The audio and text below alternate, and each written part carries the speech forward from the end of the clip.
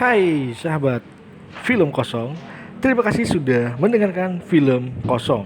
Kali ini film kosong akan memberikan sebuah cerita yang merupakan fiksi, di mana cerita ini menceritakan tentang dongeng bawang merah dan bawang putih. Semoga bawang putih yang ada di sini tidak dijadikan ketoprak. Oke, kita mulai di cerita fiksi Don't Go Anywhere. Di Indonesia sendiri ada berbagai cerita rakyat terkenal. Salah satunya adalah dongeng bawang merah dan bawang putih. Bawang merah dan bawang putih merupakan dongeng Melayu Indonesia yang berasal dari Provinsi Riau. Dikutip dari dongeng Nusantara Favorit 2019 karya Fajriatul Nur, kisah ini menceritakan tentang dua orang gadis kakak beradik yang memiliki sifat yang berbeda dan bertolak belakang, serta seorang ibu tiri yang tidak adil dan pilih kasih. Berikut dongeng bawang merah dan bawang putih serta pesan moral di dalamnya. Alkisah hiduplah seorang keluarga yang hidup bahagia. Mereka memiliki seorang putri cantik bernama Bawang Putih. Namun pada suatu hari, ibu Bawang Putih jatuh sakit dan akhirnya meninggal. Setelah kejadian itu, Bawang Putih hidup dengan ayahnya. Ayah Bawang Putih adalah seorang pedagang yang sering bepergian jauh. Karena tak tega meninggalkan Bawang Putih sendirian di rumah, akhirnya Bawang Putih memutuskan menikah lagi dengan seorang janda. Bukan bawang putihnya, tetapi ayah bawang putih memutuskan menikah lagi dengan seorang janda. Nah, janda tersebut memiliki satu anak yang diberi nama bawang merah. Mulai sekarang, kau akan memiliki ibu dan kakak tiri untukmu. Namanya bawang merah, ucap sang ayah kepada si bawang putih. Bawang putih pun bahagia karena memiliki keluarga baru. Ibu tiri dan bawang merah bersikap sangat manis kepadanya. Namun ternyata kebaikan itu hanya sesaat. Mereka bersikap baik pada bawang putih hanya ketika ayahnya ada bersamanya.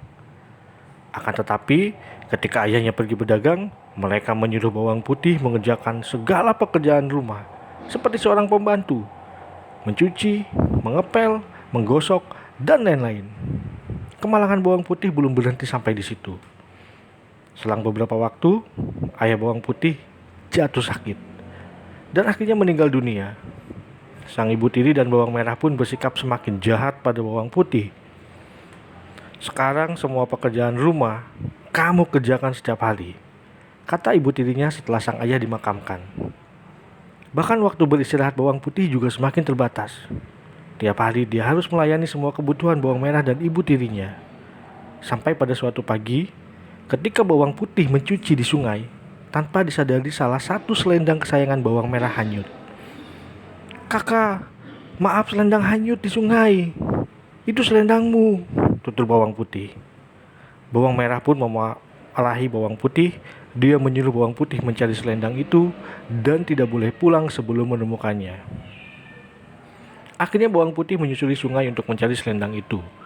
Hingga larut malam, selendang itu belum juga dia temukan. Dia menyusuri sungai tetapi belum juga ditemukan. Ketika tengah menyusuri sungai, bawang putih melihat sebuah gubuk. Ternyata gubuk itu dihuni oleh seorang nenek yang sebatang kara. Bawang putih akhirnya meminta izin untuk menginap semalam. Nenek itu cukup baik hati. Dia mempersilahkan bawang putih untuk menginap.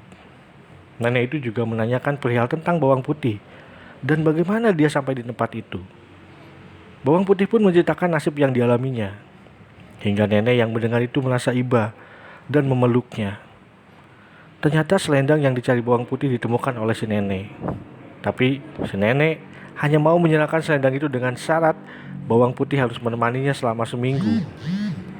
Bawang putih menerima tawaran itu dengan senang hati. Waktu seminggu pun berlalu, dan kini waktunya bawang putih untuk pulang. Rupanya selama tinggal bersama nenek, bawang putih sangat rajin. Lalu nenek itu memberikan selendang yang dulu dia temukan dan memberi hadiah pada bawang putih. Dia disuruh memilih di antara dua buah labu untuk dia bawa pulang. Awalnya bawang putih ingin menolak. Namun, karena ingin menghormati pemberian, bawang putih akhirnya memilih labu yang kecil dengan alasan takut tak kuat membawanya. Nenek itu hanya tersenyum mendengar alasan itu. Setelah itu bawang putih pun segera pulang dan menyerahkan selendang itu kepada bawang merah. Selanjutnya, dia segera ke dapur untuk membelah labu dan memasaknya. Namun betapa terkejutnya dia ketika labu itu dibelah. Ternyata labu itu berisi emas permata yang sangat banyak. Secara tak sengaja, ibu tiri bawang putih melihatnya dan langsung merampas semua emas itu. Bukan hanya itu, dia juga memaksa bawang putih untuk menceritakan dari mana dia mendapatkan labu ajaib itu. Mendengar cerita bawang putih, muncul niat jahat di benak ibu tiri dengan serakah itu. Esok paginya, dia menyuruh bawang merah untuk melakukan hal yang sama seperti yang dilakukan bawang putih. Dia berharap akan bisa membawa labu yang lebih besar dengan emas permata yang lebih banyak. Singkat cerita, bawang merah yang malas itu tiba di gubuk nenek, dan dia pun tinggal di sana selama seminggu. Namun karena sifatnya yang pemalas, dia hanya berbalas-malasan saja dan tidak mau membantu pekerjaan si nenek. Ketika sudah waktunya pulang, bawang merah pun disuruh memilih labu sebagai hadiah. Tanpa pikir panjang, dia langsung mengambil labu yang lebih besar dan segera berlari pulang tanpa mengucapkan terima kasih kepada si nenek. Setelah tiba di rumah, ibunya sangat senang melihat anaknya membawa labu yang sangat besar. Dia berpikir pasti emas di dalamnya cukup banyak. Karena tak ingin diketahui oleh bawang putih dan takut jika bawang putih minta bagian, mereka menyuruh bawang putih mencuci di sungai. Setelah itu mereka masuk kamar dan mengucinya dengan rapat untuk membuka labu tersebut. Dengan tak sabar, mereka segera membelah labu itu.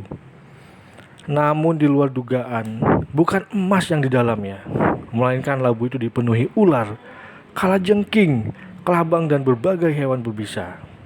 Hewan-hewan itu lalu keluar dari labu dan menggigit bawang merah dan ibunya yang serakah tersebut. Bawang merah dan ibu tirinya akhirnya menyadari apa yang mereka lakukan selama ini salah dan meminta bawang putih untuk memaafkan mereka. Pesan moral dongeng bawang merah dan bawang putih adalah cerita rakyat ini bahwa orang yang berbuat jahat dan serakah akan mendapatkan ganjaran yang setimpal. Namun setiap perbuatan yang baik akan mendapatkan hasil yang baik juga. Fiksi ini juga mengajari kita untuk tidak bermalas-malasan dan berusaha menghadapi segala sesuatu dengan senang hati. Selain itu, mengucapkan terima kasih atas kebaikan yang diberikan oleh orang lain. Terima kasih untuk semua subscriber, terima kasih dan sampai jumpa kembali di cerita selanjutnya. Selamat istirahat, selamat tidur, dan don't go anywhere.